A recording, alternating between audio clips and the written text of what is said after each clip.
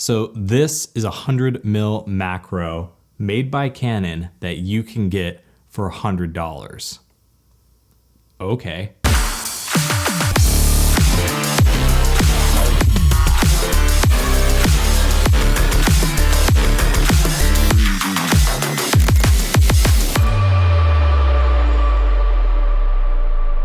First off, I want to say thank you to everyone watching this video, everyone who's subscribed to this channel. You guys are what help make these videos possible. Now, as a lot of you already know, I had a freak accident injury to my left leg. We did some more MRIs and x-rays and things, and what originally we thought was a sprained ankle turned out to be a lot worse. I'm not going to get into the details of it with this particular video. So first of all, I got to say thank you for all the encouragement and kind words. Y'all are really the best. I have linked down below the release of my V1 preset pack for everyone who was saying, hey, I want to help you out. I want to do something. I wanted to get that out there and get that to you all. So you can go buy that preset pack. That helps support me, especially in this weird, crazy time where I can't even really stand. I just want to say thank you to all of you. And let's get into this video talking about the Canon 100mm macro f4. So this lens is a Canon 100mm macro lens, but if you've been looking at Canon's lineup over the last 10 years, you know there's been an EF version of the 100mm macro, an RF version of the 100mm macro that just recently came out to sort of replace that 100mm macro, but those lenses go for about $1,200 each. So you may be wondering, Stephen, how is there a Canon 100mm macro lens that I can get today for $100? Well, a couple of months ago, I was hanging out with my grandfather. He's a collector. He's got tons of cool stuff, coins, watches, like just all those cool old things that make you say like, oh, they don't make them like they used to anymore, right? We came across this box of old lenses from my grandfather's old film cameras. And I started looking at some of these lenses and I was like, hey, these lenses are made by Canon. They're in great shape. I was figuring, you know, I could probably adapt these to my RF bodies, the R and the R5. Went on B&H, got myself a little adapter for I think $40. I'll link everything down in the description below. And I was able to put this 100mm macro FD mount onto my RF mount, even though it's a 50-year-old mount. Canon's FD mounts were announced in 1971. So while I was able to get this lens for my grandfather, thank you, Grandpa, so much. I really do appreciate it, along with some other lenses that I'll be making more videos about soon. I looked up on eBay how much these lenses are going for, and it seems like for a decent quality version of this lens, you can find them for about $100. You may even be able to find some cheaper if you're garage sailing or doing secondary market stuff like Craigslist, more local type things. But I figured I'll go over some of the specs of this lens, how that compares to the current models of the 100mm macro. I'll share with you guys some of the examples that I've been able to take, at least with my limited mobility. And then we'll talk about some of my final thoughts on why this lens I think is probably the macro lens for most people, even though it's a 50-year-old lens that Canon actually doesn't have in production anymore. So checking out the specs that I was able to pull from the Canon archives, this lens is a 5-element lens in 3-element groups.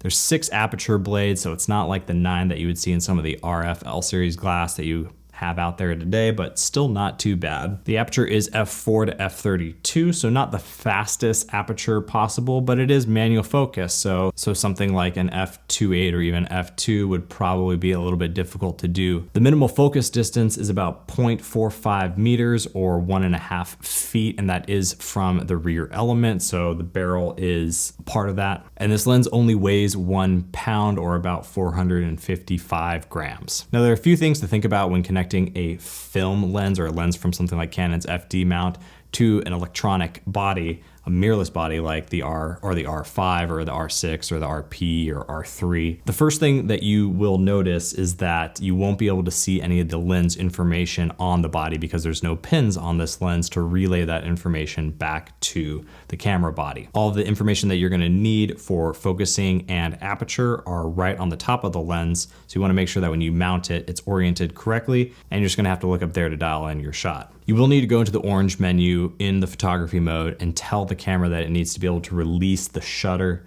without a lens attached. and the camera's gonna think a lens is not attached even though you have mounted it to the camera, because again, there are no pins to tell the camera body that you have a lens attached. And the final thing you'll notice as you're moving to take your shot is that this barrel rotates 360 degrees. So that is a lot of action. On the positive end, that gives you a lot of dexterity and finite movement to really get that shot in focus, but it is a lot of work and you will be twisting it kind of multiple times or getting your hand around it multiple times to move it from infinite focus all the way to the minimum focusing distance of about 1.5 feet. Getting into some examples with this lens, I think one of the things that you think about when you're talking about a lens that you're getting for about $100 is you start thinking about lenses like the RF 50-1.8 or maybe the 35mm macro that's on the RF platform today. And while those lenses are about $200 to $300, and they're all right, you wouldn't necessarily use them for professional work, and the optical quality just isn't, it's not like using an L series lens. What I'll say about this 100mm macro, having used, I think, every L series lens that Canon makes for the RF platform, having used a lot of other lenses that aren't L series glass, aren't professional grade glass, is that this lens sits somewhere in the middle. When this lens did originally get released in the 1970s, it was about $280, which is about $1,200 if you account for inflation today. So this was a premium lens for Canon at the time, for Canon shooters. And it has a little bit of that personality where you can see clearly the heritage moving towards that sort of L series RF glass that we've come to know and love and respect and use for our professional work today. Now, it's still not in that category. It's not something that has like Canon's new Spectra coatings and some of those other things that really give the RF L series glass that signature professional look, but it's definitely better than something like the 30mm macro for the RF platform, at least as far as optical image quality goes. So here's what I'd say if you're looking to buy a macro lens on the RF platform today. Obviously you have the EF and RF versions, which are actually, I think, both still about the same price new. You may be able to get the EF version cheaper today, and those are 100mm macro options. I think that's my favorite look for a macro shot. Canon does offer that 35mm macro, but it is not L series. And again, it's gonna be kind of fun to play with, but I don't think without that focal compression of, say, the 100mm focal length. I'm not personally a fan of 35mm macro, let's put it that way. Now, Sigma does offer a 105mm macro lens for the EF platform that is about half the price of the current RF version, so it's about $600-ish. But if you're just getting into macro photography or you wanna have something to shoot some of those macro elements, maybe it's not the primary part of your visual storytelling, or you're a collector or someone who's trying to take photos of like a collection of small things like rings, coins, watches. I think I would rather buy the 100mm macro if I am not doing necessarily professional work. Most of what I do is more lifestyle adventure photography, or at least it was.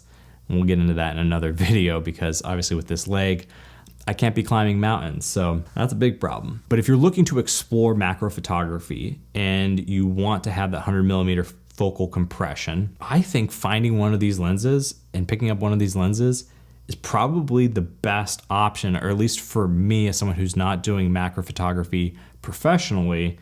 I really like using this lens to take some of these macro shots that tell a story, that can sort of add something to like an Instagram gallery or add something to a product page for something that I'm working on. It surprisingly gets the job done. I've been very impressed. Again, not quite L series, but definitely better than some of the other baseline Canon lenses that Canon currently is offering today. Let me know down in the comments below what you think. Would you pick up an old FD lens and adapt that to your new Canon body to save $1,000, at least $500 to $1,000? Let me know in the comments down below. Have you already tried adapting FD glass to your Canon body, and is there another FD lens that I should try on my R5? Leave it all down in the comments below. I love hearing from all of you guys. And thank you so much again to everyone who has subscribed to this channel. I am so grateful for all of you. Be kind both in life and in the comments below, and like this video to send good vibes across the internet. I really do appreciate all of you. And down below is the link to the preset pack V1. It is out. I've been really working hard on these presets now for over 2 years. I'm really stoked to be able to get that out to all of you guys, and grateful for all of you who want to support this channel. So that, we'll do it again soon. Later.